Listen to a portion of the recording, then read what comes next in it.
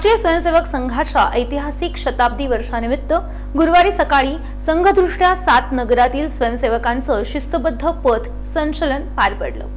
या संचालनाच्या माध्यमातून राष्ट्रीय स्वयंसेवक संघाच्या संघशक्तीचं विराट दर्शन झालं।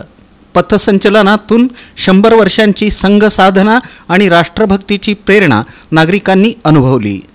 हजारो स्वयंसेवकांनी घोषाच्या तालावर शिस्तबद्ध पद्धतीनं विविध मार्गावरून पथसंचलनाद्वारे देशभक्तीचा उत्सव मोठ्या आनंदात साजरा केला। मध्यभागी 4 ध्वजरक्षक स्वयंसेवकांसह परमपवित्र भगवा ध्वज, त्या पुढं आणि पाठीमागं स्वयंसेवकांच्या तुकड्या असा पथसंचलनाचा साज होता। दरम्यान सेवा भारतीच्या माध्यमातून महापुरामुळे बाधित झालेल्या गावांमध्ये जीवनावश्यक वस्तूंची मदत करण्याचं कार्य हाती घेण्यात आलं आहे। शिवस्मारक इथं या वस्तूंचे किट तयार करण्याचं कार्य सुरू आहे।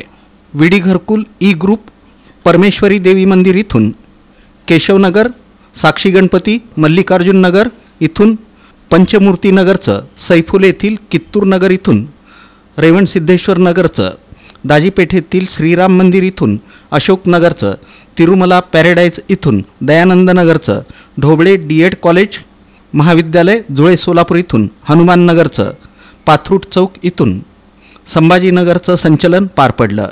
त्यानंतर शस्त्रपूजन उत्सवात राष्ट्रीय पंचसूत्री कार्यक्रमाबद्दल स्वयंसेवकांना उद्बोधन करण्यात आलं।